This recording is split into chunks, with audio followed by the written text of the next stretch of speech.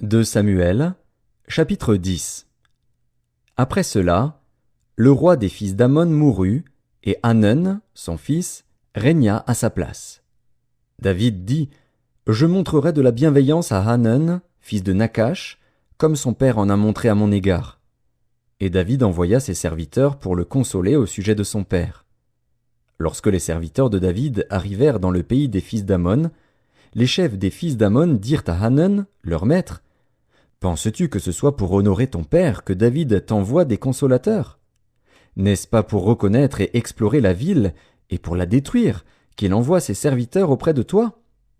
Alors Hanun saisit les serviteurs de David, leur fit raser la moitié de la barbe et fit couper leurs habits par le milieu jusqu'au haut des cuisses. Puis il les congédia. David, qui fut informé, envoya des gens à leur rencontre, car ces hommes étaient dans une grande confusion. Et le roi leur fit dire: Restez à Jéricho jusqu'à ce que votre barbe ait repoussé, et revenez ensuite. Les fils d'Ammon, voyant qu'ils s'étaient rendus odieux à David, firent enrôler à leur solde 20 000 hommes de pied chez les Syriens de Beth-Rehob et chez les Syriens de Tsoba, 1 000 hommes chez le roi de Maaka, et 12 000 hommes chez les gens de Tob. À cette nouvelle, David envoya contre eux Joab et toute l'armée, les hommes vaillants. Les fils d'Ammon sortirent et se rangèrent en bataille à l'entrée de la porte. Les Syriens de Tsoba et de Rehob, et les hommes de Tob et de Maaka, étaient à part dans la campagne. Joab vit qu'il avait à combattre par devant et par derrière. Il choisit alors sur toute l'élite d'Israël un corps qu'il opposa aux Syriens. Et il plaça sous le commandement de son frère Abishai le reste du peuple pour faire face aux fils d'Ammon.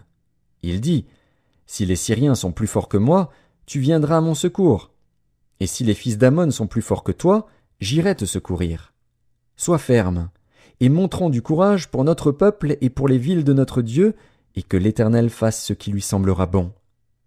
Joab, avec son peuple, s'avança pour attaquer les Syriens, et ils s'enfuirent devant lui.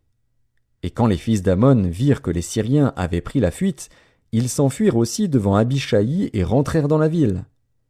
Joab s'éloigna des fils d'Ammon et revint à Jérusalem. Les Syriens, voyant qu'ils avaient été battus par Israël, réunirent leurs forces. Hadadézer envoya chercher les Syriens qui étaient de l'autre côté du fleuve, et ils arrivèrent à Hélam, ayant à leur tête Shobak, chef de l'armée d'Hadadézer. On l'annonça à David, qui assembla tout Israël, passa le Jourdain et vint à Hélam. Les Syriens se préparèrent à la rencontre de David et lui livrèrent bataille. Mais les Syriens s'enfuirent devant Israël. Et David leur tua les troupes de 700 chars et 40 000 cavaliers. Il frappa aussi le chef de leur armée, Shobak, qui mourut sur place. Tous les rois soumis à Hadadézer, se voyant battus par Israël, firent la paix avec Israël et lui furent assujettis. Et les Syriens n'osèrent plus secourir les fils d'Ammon.